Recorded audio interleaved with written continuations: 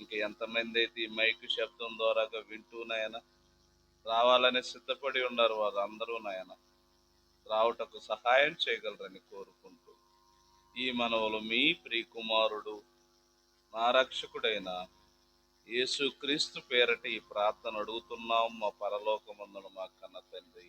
ఆమె. మంచిది. విశ్వాసం అనగానేమి, దానిని ఎలా పరీక్షించుకోవాలి అన్న వాక్యాన్ని ఈరోజు మీకు చెప్పుటకు సిద్ధపడి ఉన్నాము. కొంత సమయాన్ని పూర్తిగా కాకుండా ఒక ½ చెప్పుకుందామండి. సమయం 8:52 అయింది. 9:30 దాకా వాక్య భాగాన్ని చూసుకొని తర్వాత అవి ఇలా పుట్టినరోజు కేక్ కటింగ్ అది చేసుకుందామండి. ఓకే, మంచిది. విశ్వాసం అనగానేమి, దానిని ఎలా పరీక్షించుకోవాలి. ప్రియులారా, విశ్వాసం అనగానే ఈరోజు క్రైస్తవులో ప్రపంచ జనాభా 750 కోట్ల మంది కానీ, ఏమండి, వీరిలో 350 కోట్ల మంది క్రీస్తు నమ్మిన క్రైస్తవులు. ప్రతి ఒక్కరూ ఎలాగున్నది అని అంటే, ఈ యొక్క విశ్వాసం ఒక్కొక్కరి విశ్వాసం ఒక్కొక్కరుగా ఉంది. ఎలాంటి విశ్వాసం అంటే, క్రైస్తవుల్లోనే ఒక్కొక్క సంఘం ఒక్కొక్క విశ్వాసం, ఇట్లా ఎన్నో సంఘాలు ఉండి ఎన్నో విశ్వాసాలుగా ఉండయని అనుకుంటున్నారు ప్రియులారా. అయితే బైబిల్ మనకేం చెబుతుంది అది మనం తెలుసుకోవాలి. ఎందుకంటే మనుషుల మాటలు మనం వినకూడదు, బైబిల్ మాటలే మనం నమ్మాలి, వినాలి, అర్థం చేసుకోవాలి. ఆ వాక్యాల్లోని భాగాలను మనం జీర్ణించుకోవాలి. ఎందుకంటే సత్యాన్ని తెలిసినప్పుడు కొంతమంది జీర్ణించుకోలేదు. అంతే కదా. 2 రోళ్ళు 4 అంటే బాగుంటది, 2 రోళ్ళు 5 అంటే 100 మంది కలిసి 2 రోళ్ళు 5 అన్నారులే అని అన్నారని 2 రోళ్ళు 4 అని మనం ఖచ్చితంగా చెప్పకపోతే నిజమేమవుతుంది? అబద్ధం అయిపోతుంది. కనుక విశ్వాసం అనగానే దాన్ని ఎలా పరీక్షించుకోవాలంటే, అసలుకి విశ్వాసం ఈ భూమి మీద బైబిల్లో దేవుడు ఏం రాసిచ్చాడు ఒకసారి చూడండి. ఎఫెసీయులకు రాసిన పత్రిక 4వ అధ్యాయం. ఎఫెసీయులకు రాసిన పత్రిక 4వ అధ్యాయం 5వ వచనం.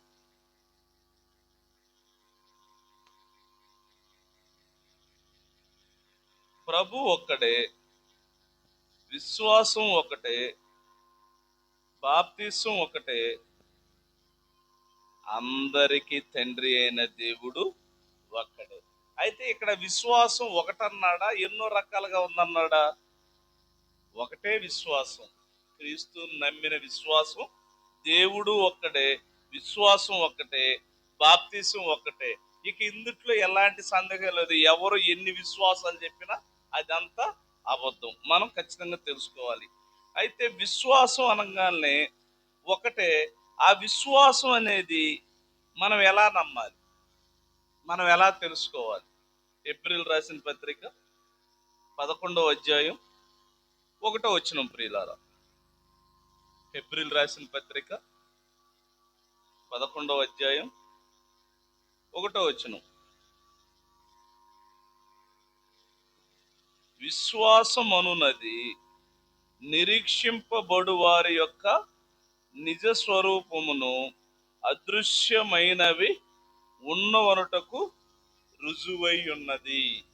ఏమండి, ఇక్కడ మనకి ఏం చెబుతున్నాడు? విశ్వాసం అన్నది నిరీక్షణ. నిరీక్షణ అంటే యేసుక్రీస్తుల వారు మనకు అగపడ్డా? యేసుక్రీస్తుల వారు మనకు అగపడ్డా? యేసుక్రీస్తుల వారు అగపడలా. తండ్రి అని దేవుడు మనకు అగపడ్డా? అగపడలా. పరిశుద్ధాత్మ దేవుడు మనకు అగపడతాడా? అగపడరు. వీళ్ళెవరూ అగపడరు. అయినా కూడా నువ్వు విశ్వాసించితే అది వాళ్ళ కోసం నిరీక్షణ. విశ్వాసం అనున్నది ఏమన్నాడు? నిరీక్షింపబడు వారి యొక్క వాటి యొక్క నిజ స్వరూపం అదృశ్యమైన ఉన్నవటకు రుజువై ఉన్నది. ఇవాళ మనకి వాళ్ళని నమ్మాలంటే ఎట్లండి? ఎవరో ఒకరు చూస్తేనే కదా అని మనం అనుకోవచ్చు, అంతే కదా. ఇప్పుడు అమెరికా ఉందా లేదా ఎట్లా తెలుసు? మీరు ఇల్లు వచ్చారా? అమెరికా ఉందా లేదా? ఉంది. మీరు వెళ్ళొచ్చారా? వెళ్ళినోడు వచ్చి చెప్పాడు. లేదా ప్రపంచ పటంలో ఉన్నది. ఇదనమాట. ఇదే మనం వెళ్ళలా అమెరికా, మనం ఎవరు వెళ్ళలా. వెళ్ళిన వాళ్ళు ఇదిగో అమెరికా ఉందని చెప్తే నమ్మాం. అట్టనే పరలోకం నరకం ఉన్నది అనటానికి రుజువు ఎవరు? యేసుక్రీస్తుల వారు. యేసుక్రీస్తులు ఒక్కసారి చూడండి, మొదటి పేతురు రాసిన పత్రిక. అంటే మనం ఎలాగా, ఇంకొక విషయం కూడా చెప్పాలంటే, ఇప్పుడు తల్లితో బిడ్డ ఒక మాట అంటది, ఇదిగో మీ తండ్రి అని అంటాడు. మనం ఏమంటాం? కాదులు మా తండ్రి కాదు అని అంటారా? విశ్వాసం విశ్వాసం ఇంకంతే. ఒక తల్లి ఏం చెబుతుంది? ఇదిగో నీ తండ్రి అని అంటున్నాడు, అంతే, నమ్మటమే. అది ఆ, విశ్వాసం అంటే. అంతే తప్ప డౌట్ పడటం అది విశ్వాసం కాదు. ఇక్కడ ఒక మాట చెబుతున్నాడు, మొదటి పేతురు రాసిన పత్రిక 1వ అధ్యాయం, ఏమండి, 8 నుంచి చూడండి.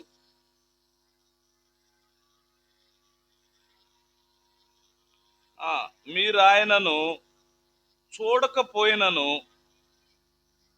ఆయన్ని ప్రేమించుచున్నారు. ఇప్పుడు ఆయన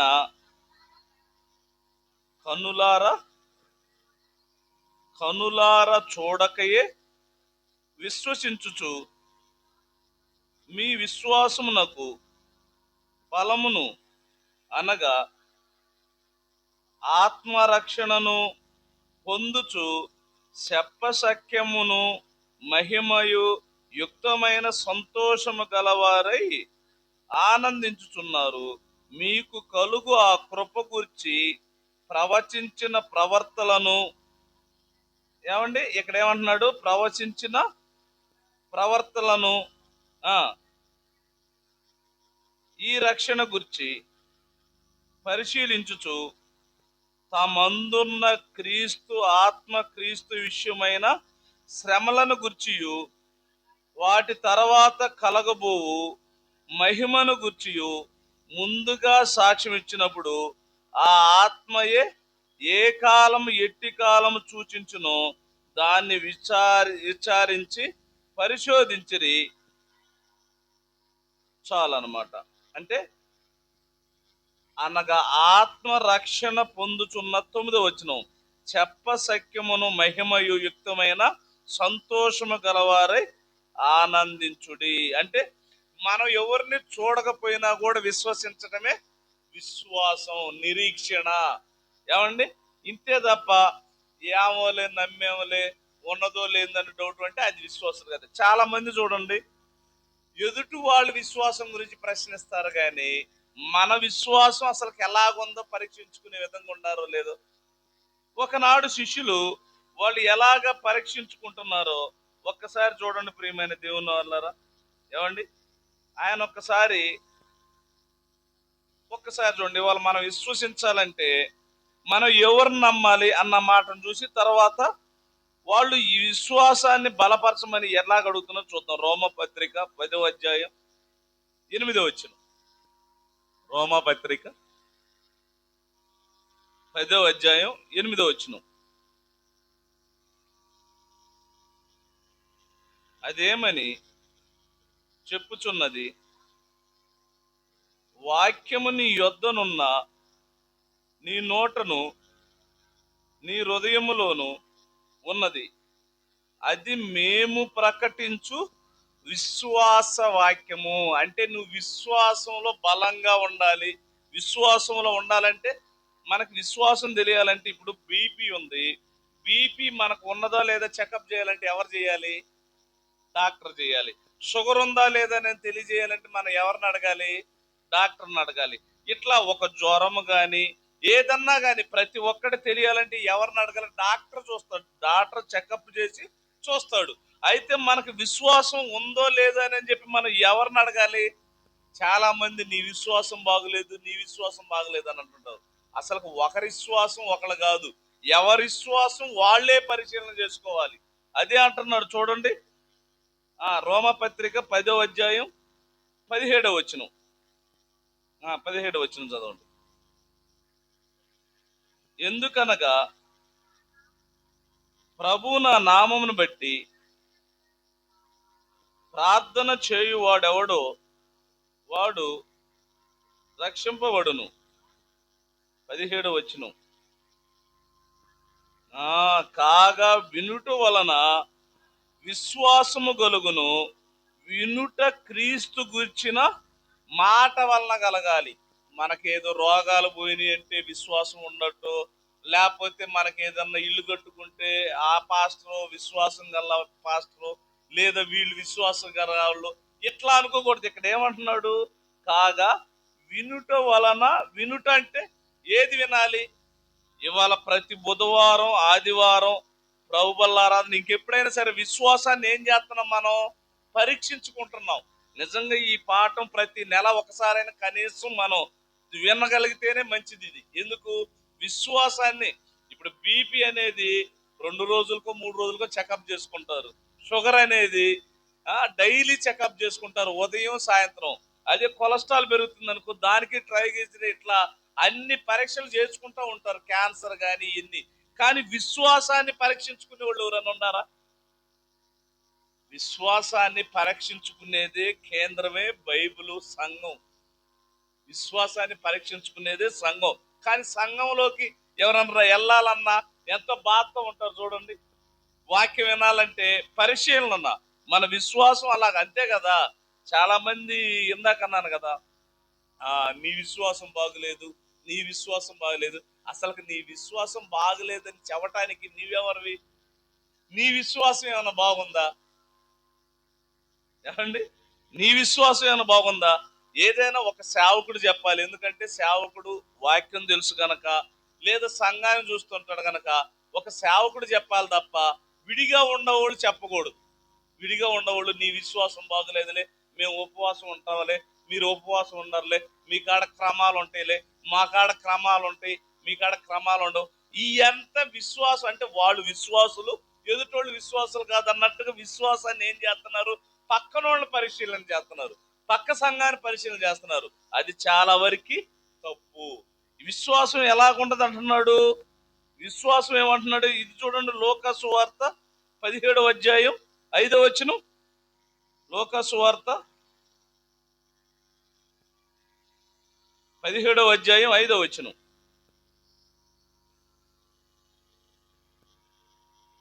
అపోస్తులు మా విశ్వాసము వృద్ధిపరచుమని ప్రభుతో చెప్పగా, ప్రభు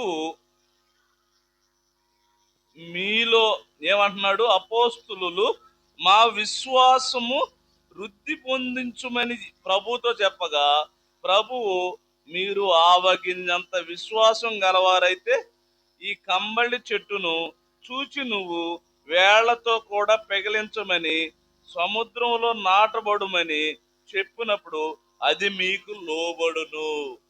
అంటే ఒక మనిషిలో వీళ్ళు శిష్యులు ఏమంటున్నారు? మా విశ్వాసాన్ని వృద్ధిపరచుము అని అంటున్నారు. కానీ వీళ్ళు ఏం చేస్తున్నారు? వీళ్ళలో ఆవగింజంత విశ్వాసం లేదంట. ఇవాళ సమాజంలో ఎలాంటి విశ్వాసాలు ఉంటాయి? ఎలాంటి విశ్వాసాలు ఉంటాయి? ఒక ఇల్లు నేను కట్టగలననే విశ్వాసం ఉంటది, ఒక పెళ్లి చేయగలననే విశ్వాసం ఉంటది, ఈయన స్థలాలు కానీ పొలాలు కానీ ఇట్లాంటి గొడవలు ఉండా కూడా అది నేను గెలుచుకుంటాననే విశ్వాసం ఉంటది. కానీ మనకి ఇలాంటి విశ్వాసం ఉన్నదో లేదో పరీక్షించుకునే వాళ్ళు లేరు. ఒక ఒక మాట చూద్దాం, ఒక సందర్భాన్ని మీకు చెప్తాను. ఎలాగా అసలు మన విశ్వాసాన్ని పరీక్షించుకోమంటున్నాడు లేదంటున్నాడు కూడా అడుగుదాం. సమాజం ఏమనుకుంటది? విశ్వాసాన్ని పరీక్షించుకునేది ఏందండి? బీపీని పరీక్షించుకోవచ్చు, షుగర్ని పరీక్షించుకోవచ్చు, రోగాలు పరీక్షించుకోవాలి. కానీ ఇట్లా విశ్వాసాన్ని పరీక్షించుకోవాలా లేదా, అసలు బైబిల్లో ఉందా అని అంటారు. ఒకసారి చూడండి, 1 కొరింథీయులు రాసిన పత్రిక 11వ అధ్యాయం 28వ వచనం. ఎందుకంటే మనుషులు దేన్నైనా నమ్ముతారు కానీ వాక్యాన్ని తొందరగా నమ్మరు. ప్రియమైన దేవుని వారలారా, 1 కొరింథీయులు రాసిన పత్రిక 11వ అధ్యాయం 28వ వచనం. కాబట్టి ప్రతి మనుషుడు తనను తానే పరీక్షించుకొనవలెను. ఏమంటున్నాడు? తనను తానే పరీక్షించుకోవాలి. ఎవరికి వాళ్లే పరీక్షించుకోవాలంటే ఎదుటి వాళ్ళు ఏమంటారు? ఎదుటోళ్ళు పరీక్షలు చేస్తూ ఉంటారు. చాలా మంది చూడండి, ఒక పాస్టర్ భార్య కదా, ఒక పాస్టర్ కూతురు కదా, ఒక పాస్టర్ కొడుకు కదా, మీరు ప్రభువు నమ్ముకున్నారు కదా, మీరు అసలు ఇట్లా మాట్లాడొచ్చు అంటుంటారు. అసలు అలా మాట్లాడాలా మాట్లాడకూడదని ఎవరు అనాలి? విశ్వాసం నీకు నీవు పరిశీలన చేసుకోవాలి.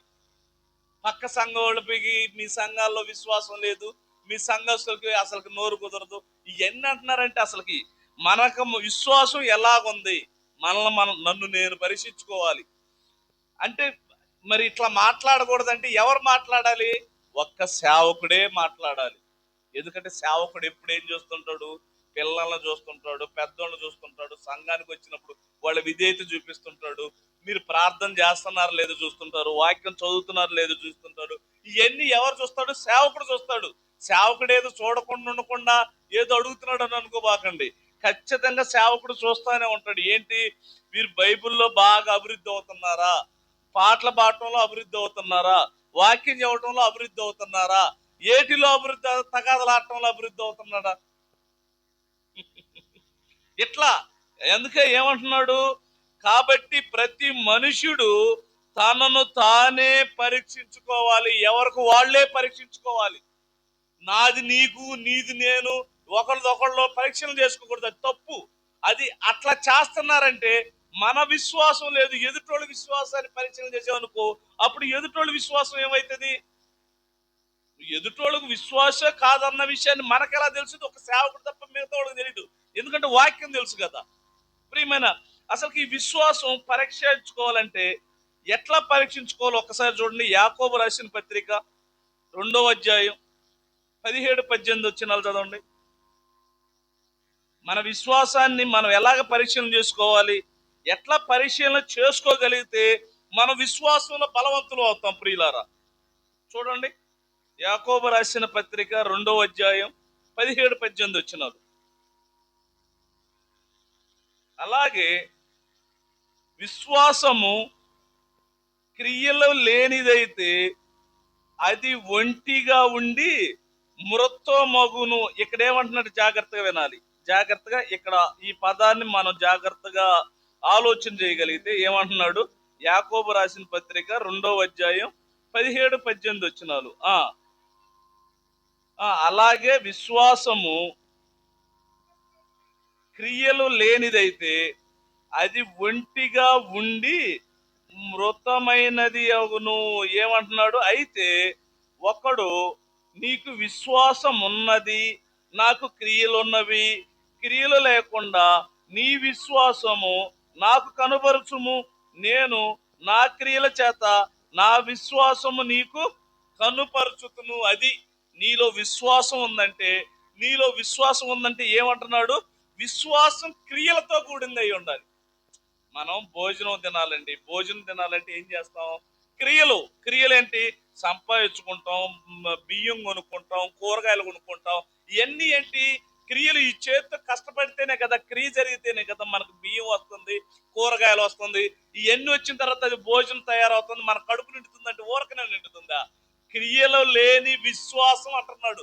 అంటే నీ చేతితో గాని, నీ కాళ్ళతో గాని, నీ కనుచూపులతో గాని దేవుని క్రియలు చేయాలి. అదే అంటున్నాడు. ఏమంటున్నాడు?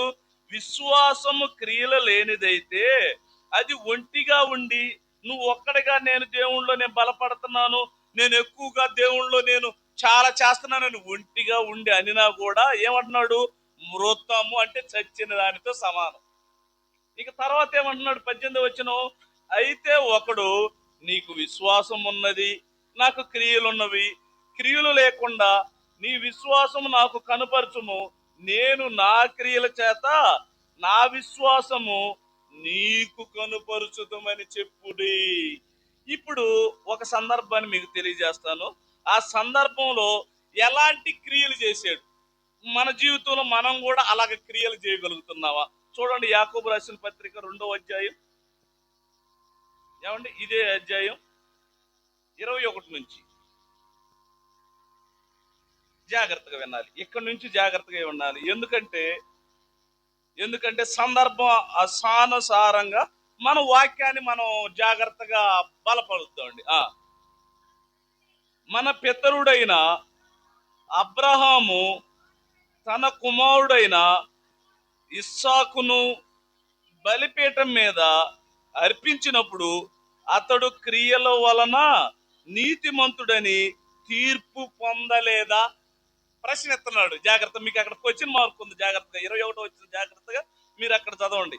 ఎందుకంటే యాకోబు రాసిన పత్రికల్లో మనకి సంఘానికి అక్కడ మాట చెబుతున్నాడు. ఏమని చెబుతున్నాడు? మన పితరుడైన అబ్రహాము తన కుమారుడైన ఇస్సాకును బలిపీఠం మీద అర్పించినప్పుడు అతడు క్రియల వలన నీతిమంతుడని తీర్పు పొందలేదా? అంటే ప్రతి ఒక్కళ్ళం మనం గ్రహించాలి. మనం పరిపూర్ణం అవ్వాలంటే ఇక్కడ ఏమని చెబుతున్నాడు? మన పితరుడైన అబ్రహాం గారు బలిపీఠం మీద ఏం చేశాడు? బలిపీఠం మీద ఏం చేశాడు? క్రియ చేశాడు. ఎలాంటి క్రియ చేశాడు? ఆయన ఆంతునే దేవుడు ఈమన్నాడు, వెళ్ళాడు, పిల్లాన్ని తీసుకున్నాడు, మోరియా కొండపైన వెళ్ళాడు, కట్టెత్తమన్నాడు, ఏసేసాన్ని సిద్ధపడ్డాడు. అప్పుడు తండ్రి అయిన దేవుడు ఏమన్నాడు? కింద చదవండి. మీ విశ్వాసము అతని క్రియలతో కూడా కార్యసిద్ధి కలుగు చేసిననియు, క్రియల మూలంగా అతనికి విశ్వాసం పరిపూర్ణమైనదనియు గ్రహించుకొనరా? మీకు తెలియాలి కదా. అబ్రహాం గారు ఎప్పుడు? క్రీస్తు 2026 సంవత్సరాలు క్రీస్తు పుట్టయితే యేసు క్రీస్తుల వారు పుట్టక ముందు కనీసం మొదటి అప్పట్లో ఏముండయండి మనకి, ఇలాంటి టెక్నాలజీ కానీ ఇలాంటి మైకులు కానీ ఏమి లేవు. అలాంటప్పుడు ఏంటండి, దేవదూత ద్వారాగా అబ్రహాము నీకు నీకు పుట్టిన నీ కుమారుడిని నాకు ఇయ్యము, మోరియా కొండ తీసుకెళ్ళి బలియము అని అంటే ఆయన అదే కదండి. అంతే కదా. ఇప్పుడు ఈ మైక్ గొట్టాల ద్వారాగా వచ్చిన వాళ్ళ కన్నా కూడా మైక్ గొట్టాల ద్వారా విని అబ్బా వాక్యం బాగుంది, నాకు ఇవాళ బాప్తిస్మం ఇవ్వండి ఎవరు గొప్పోళ్ళు? అర్థమైంది మీకు? అర్థమైందా? అర్థం కాలే ఇంకా.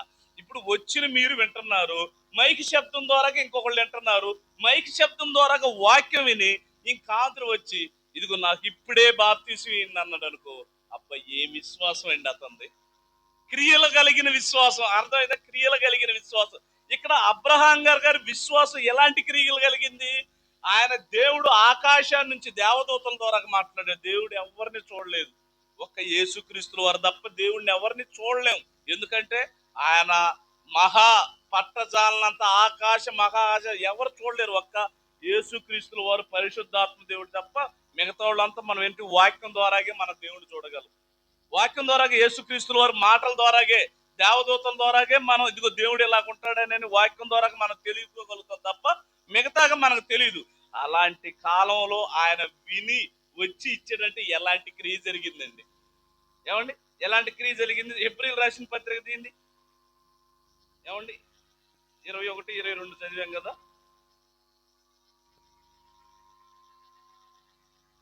ఏప్రిల్ రాసిన పత్రిక 11వ అధ్యాయం 10వ వచనం. మనం కూడా ఎలాగ నమ్మాలి? దానికోసం అనమాట. మనం కూడా ఎలాగ నమ్మాలో ఇక్కడ ఏప్రిల్ రాసిన పత్రికలో 11వ అధ్యాయం 10వ వచనంలో చెబుతున్నాడు. ఏలయనగా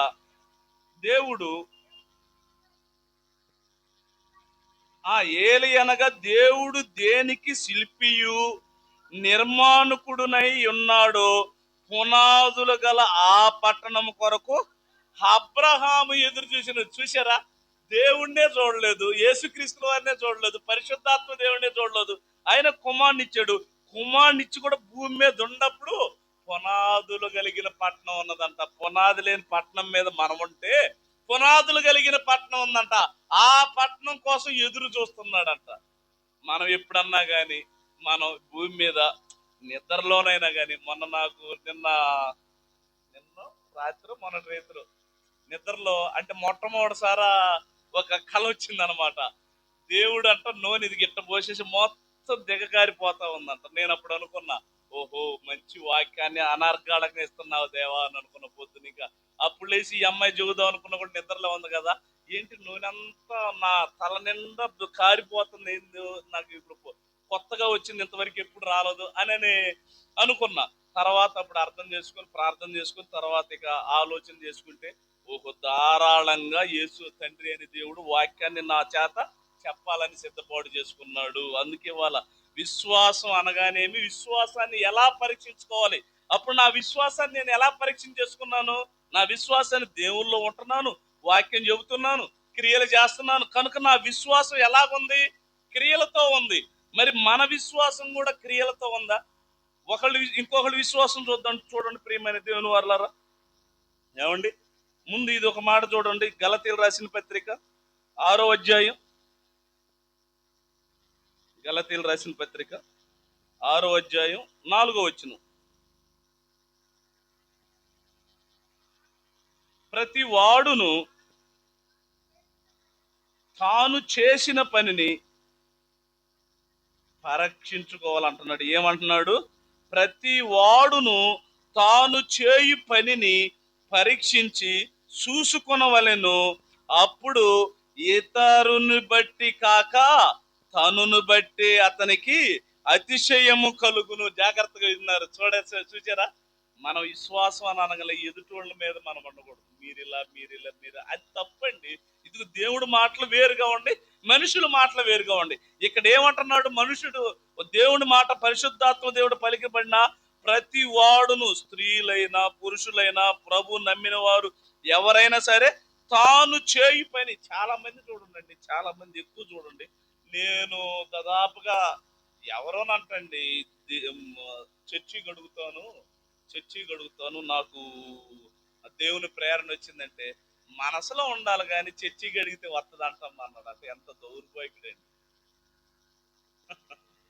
ఎంత దౌర్భాగ్యులండి. ఏమండి, దేవుని సేవ అంటే ఏంటి? దేవుని సేవ అంటే ఏంటి? పరదాలేయటం, శుభ్రంగా గడగటం, ఇది చేయటం, ఇదంతా దేవుని కోసం. ఇప్పుడు నేను పెడితేనని, నా కోసం అని, నువ్వు వచ్చి కూర్చున్నావు నీ కోసం అని కాదు. దేవుని కోసం అందరం సమాజంగా కూడుకుంటున్నాం, దేవుని మాటలు మాట్లాడుకుంటున్నాం, ప్రార్థన చేసుకుంటున్నాం. మన కుటుంబాల గురించి, మన కుటుంబాల్లో ఉన్న బిడ్డల గురించి, వీళ్ళందరి గురించి మనం చేసుకున్న తర్వాత మన దేవుణ్ణి ప్రార్థన చేసుకున్న, దేవా వీటన్నిటిలో సహాయం చేసినందుకు మీకు స్తోత్రముల దేవా.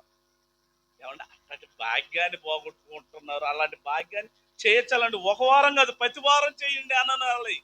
అది ఎందుకంటే ఏ విషయాన్ని కూడా దేవుడు ప్రేరణ రాగదు కదండి. ఇప్పుడు ఇన్ని సంవత్సరాలు ఎప్పుడు రాలా, నిన్న వచ్చింది కదంటే ఏదోలే కళని తీసేయకూడదు. అమ్మా, ఈ వారాల నుంచి బుధవారం తరగతులు పెట్టట్లేదు, ఒరే నీకు ధారాళంగా వాక్యాన్ని ఇస్తే ఇంకా నువ్వేంటి, ఇంకా నీ నెత్తి మీద నేను ధారాళంగా వాక్యాన్ని ఇస్తున్నా చెప్పరా, వినే పిల్లలు వస్తారు. అంతే తప్ప మన దేవుని తలంపుల్లోకి వెళ్ళాలండి. మన మనుషుల తలంపుల్లోకి వెళ్ళకూడదు.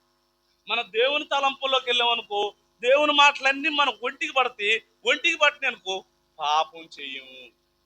చూడండి, ఇంకొకళ్ళ విశ్వాసం చూడండి ఎలాగుందో. ఏమండి, ఇంకొక విషయం, దానియేలు గ్రంథం మనకు తెలిసిందే. దానియేలు గ్రంథం 3వ అధ్యాయం. దేవుని మాటలు ఎంత గొప్పయండి. దానియేలు గ్రంథం 3వ అధ్యాయం 16 నుంచి.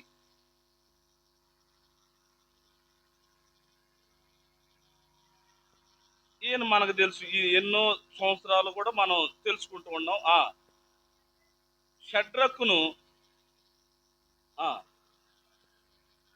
షడ్రకును అబేద్నెగోను మేషకును రాజుతో ఇలాగ చెప్పిరి, నెబుకద్నెజరు ఇందును గురించి నీకు ప్రత్యుత్తరం ఇవ్వాలని చింత మాకు లేదు. మేము చేవించుచున్న దేవుడు మండుచున్న వేడిమి గల ఈ అగ్ని గుండములో నుండి మమ్మును తప్పించి రక్షించుటకు సమర్థుడు. మరియు నీ వశమున పడకుండా ఆయన మమ్మను రక్షించును. ఒకవేళ ఆయన రక్షింపపోయినను, రాజా నీ దేవతలను మేము పూజింపమనియు నీవు నిలువబెట్టించిన బంగారు ప్రతిమకు నమస్కారం చేయమనియు తెలుసుకునుము. అందుకు నెబుకద్నెజరు అత్యాగ్రహం నొందినందున షడ్రకు మెషకు అబేద్నెగోను విషయములో ఆయన ముఖం వికారమైన గనక గుండము ఎప్పటికన్నా 7 అంతల ఏడుమిగా చేయమని ఆజ్ఞ ఇచ్చెను. ప్రియమైన దేవుని వారలారా, ఇక్కడ జాగ్రత్తగా ఈయన విశ్వాసాన్ని ఎవరు ఈయన విశ్వాసాన్ని షడ్రక్ మెషక్, ఇక్కడ మీరు జాగ్రత్తగా గమనించారో లేదో మళ్ళీ ఒకసారి మీకు అర్థం అవ్వాలి. షడ్రక్ గురించి, మెషక్ గురించి, వీళ్ళందరి గురించి మనం చదువుతున్నాం. ఎందుకంటే అగ్నిగుండంలో పడేశారు. పాట కూడా ఉంది కదా, పాట కూడా ఉంది, గుర్తుందా మీకు? ఏ పాట ఒక్కసారి జ్ఞాపకం చేస్తారా? గుర్తులేదు. ఓసన్న గారి పాట పాడారు, తెలుసు కదా. అగ్ని మండించు నాలో అగ్ని మండించా, అది కాదు, అది కాదు. అబ్రహాం దేవుడు ఏదో ఉంది. ఓకే, ఒక్కసారి దీంట్లోకి రండి. ఒక్కసారి 16 వచ్చిన కాడి చదువుదామమ్మా. ఒక్కసారి మీకు ఇక్కడ కొంచెం అర్థం కావాలని మేము మళ్ళీ చదివిస్తున్నా. షడ్రక్కును మెషక్కును అబెద్నెగోను రాజుతో ఇలాగ చెప్పిరి, నెబుకద్నెజరు ఇందును గురించి నీకు ప్రత్యుత్తరం ఇవ్వాలని చింత మాకు లేదు. మేము సేవించుచున్న దేవుడు మండుచున్న వేడిమి గల ఈ అగ్నిగుండంలో నుండి మమ్మును తప్పించి రక్షించుటకు సమర్థుడు. జాగ్రత్తగా వినండి. ఈ అగ్నిగుండంలో నుంచేసి రక్షించి తప్పించగల సమర్థుడు.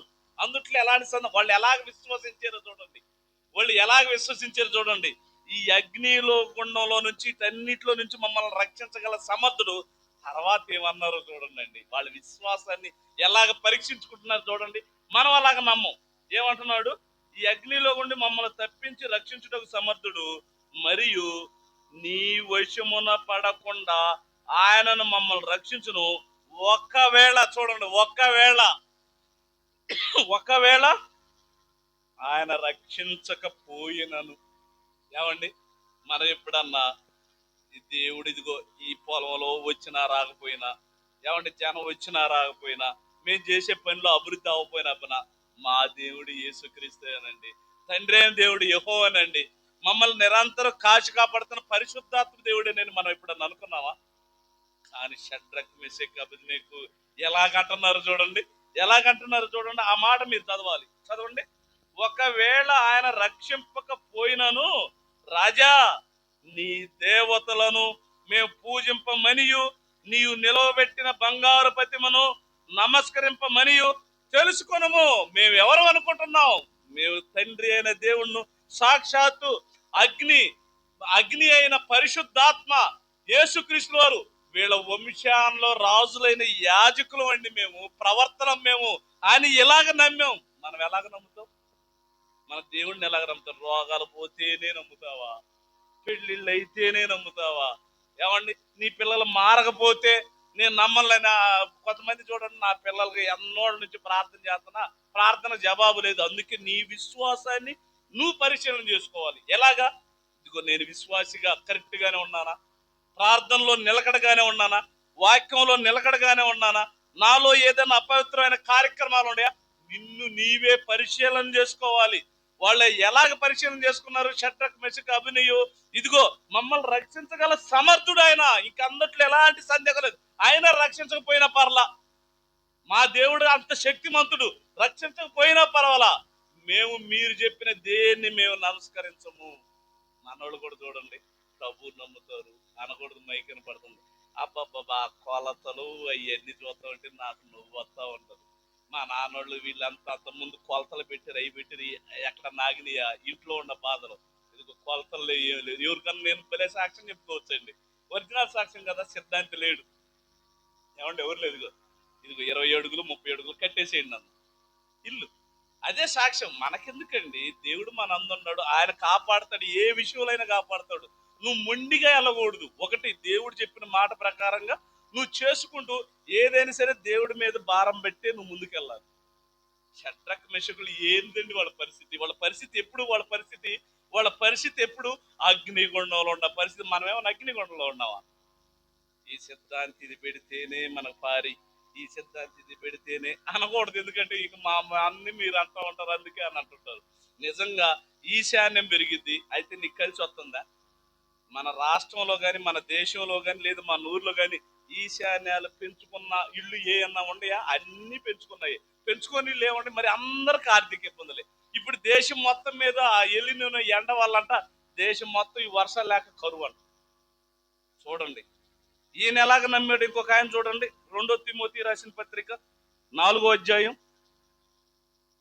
చివరిగా కొన్ని మాటలు చెప్పేసి ముగిచ్చేసుకుందామండి. అమ్మాయి బర్త్డే కనుక అందరం కలిసి అమ్మాయి గురించి కూడా ప్రార్థన చేద్దామండి.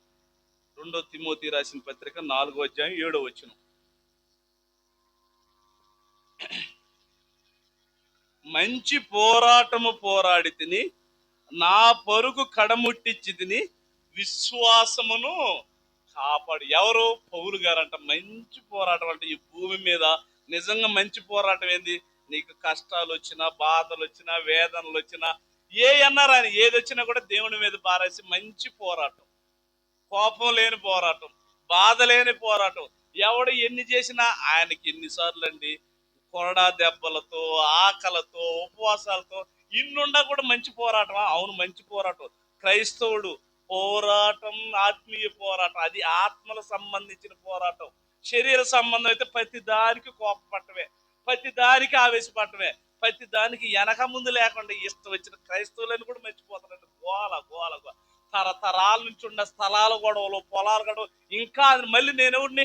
క్రైస్తవుడిని. ఆదివారం టీవీకి వెళ్తుంటారు. ఏది మార్చుకుంటున్నారండి? ఏది మార్చుకోవట్లా. దొంగ క్రైస్తవులు అనాలి నిజంగా. ఆ మాట అంటే మేము దొంగ క్రైస్తవులు, మేము ఇది నెలకోసారి బల్లారాధన చేస్తాం, మేము ఇది ఆదివారం ప్రార్థనకి వెళ్తాం. అయితే నీ విశ్వాసం ఎలాగుంది? క్రియలు కలిగిన విశ్వాసమేనా? ఏ పాపం లేని విశ్వాసమేనా? పాపిగా కాకుండా నువ్వు దేవుళ్ళో చక్కగా ఒక రూతుము లాగనో, ఒక ఎస్తేరము లాగనో, ఒక బైబిల్లో ఒక మరియమ్మ లాగనో మన బ్రతుకు ఉన్నదా అని పరిశీలన చేసుకుంటే లేదు, ఇంటి అయిపోదు. దానికంటే రైటర్ మార్క్ రాదండి, మనకి ఇంటి మార్క్ వచ్చేసి. ఈయన పౌలు గారు మంచి పోరాటం పోరాడి తిని నా పరుగు తుదముట్టించి తిని విశ్వాసాన్ని కాపాడు. అంటే మన విశ్వాసం దేవుళ్ళకి వచ్చిన తర్వాత మన విశ్వాసాన్ని కాపాడుకోవాలి. ఎక్కడన్నా తొందరపై మాట్లాడుతున్న నీకు ఈ నోరు ఆ మాటలు రాకుండా దేవుని వాక్యంతో ఎల్లప్పుడూ వినాలండి. అది ఎప్పుడైనా సరే దేవుని సన్నిధికి రావాలంటే ఏంటి? ఇవాళ చేసిన తప్పు రేపు వారానికి ఉండకూడదు. ఇలా చేసుకోవాలి. చేసిన తప్పే చేస్తా మన విశ్వాసం మనలో ఉందా? విశ్వాసం లేదు. విశ్వాస హీనులుగా మారిపోతున్నారు. మన విశ్వాసం ఎలాగుంటుందో చివరికి ఈ మాట చూడండి. ఏమండి? చివరిగా చూడండి, లూకా సువార్త 18వ అధ్యాయం.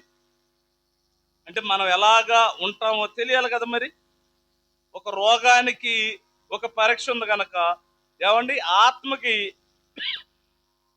మరి పరీక్ష ఉండాలి కదా. లూకా సువార్త 18వ అధ్యాయం 9 నుంచి. అదిగో తామే నీతిమంతులమని తమను నమ్ముకొని, అదిగో చాలా మంది చూశారు కదా, ఎలాగే కదంటే ఉండేది.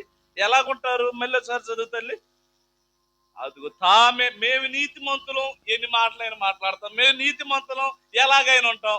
మీరు మాత్రం నీతిమంతులు కాదు. అంటే నీ విశ్వాసాన్ని కాపాడుకుంటున్నావు, నీ విశ్వాసాన్ని ఈ మాటలతో ఎలబుచ్చుకుంటున్నావా?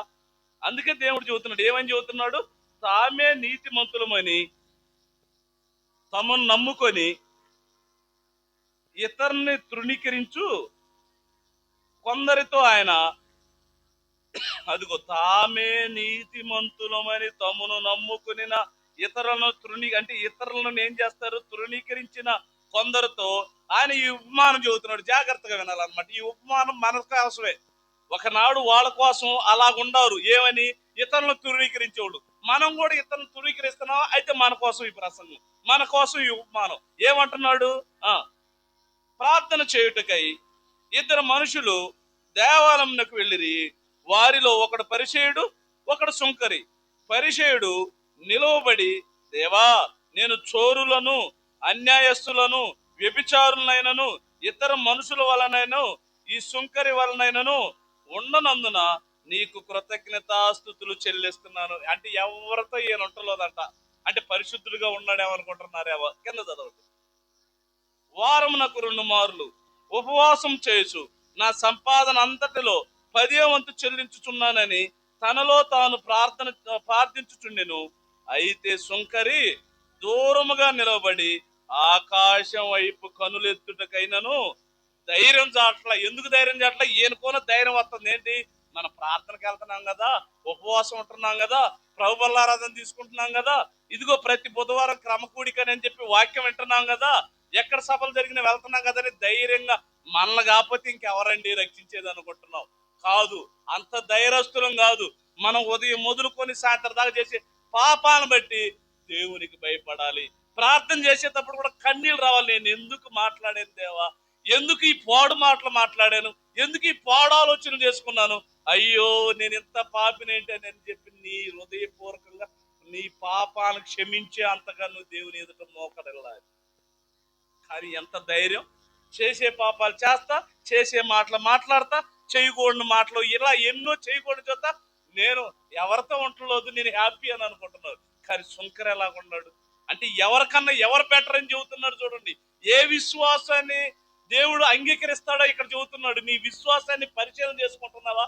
నువ్వు అన్ని చేస్తున్నావు, కానీ నీ విశ్వాస జీవితం, విశ్వాసరాలుగా జీవితం, విశ్వాసునిగా నీ జీవితం ఎలాగుంది అని ఇక్కడ జాగ్రత్త చెబుతున్నాడు.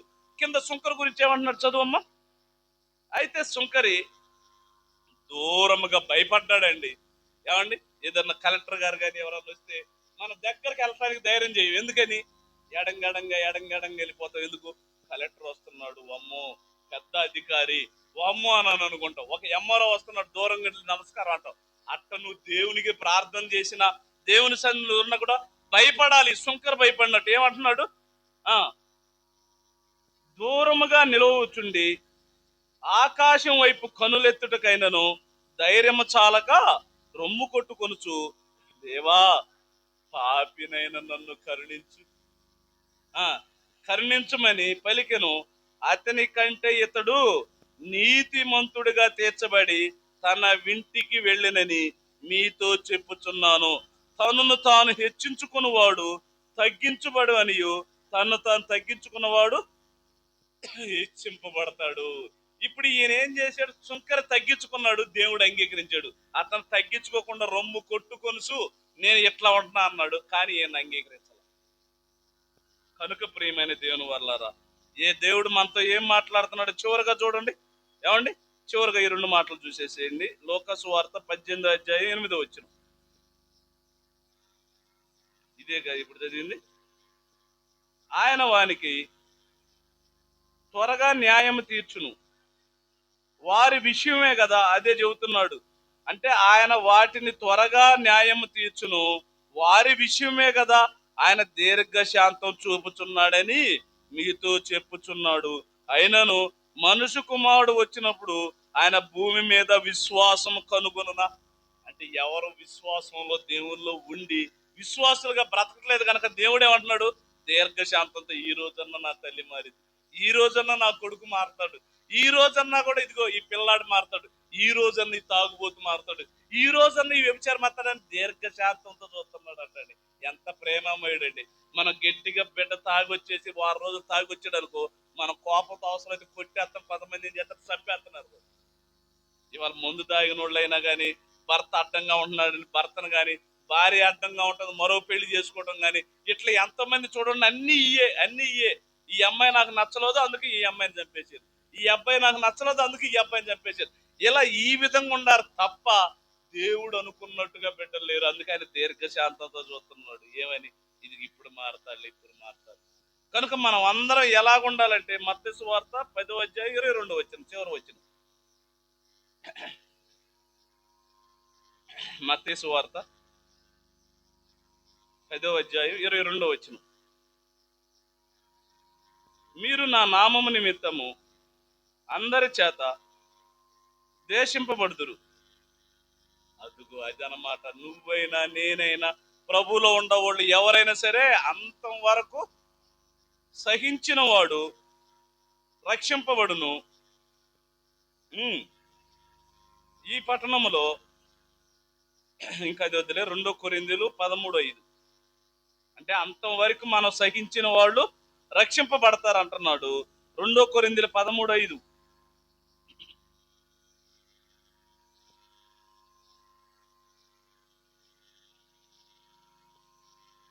మీరు విశ్వాసము గలవారై ఉన్నారో లేదో మిమ్ముని మీరే శోధించుకొని చూచుకొనుడి, మిమ్ముని మీరే పరీక్షించుకొనుడి.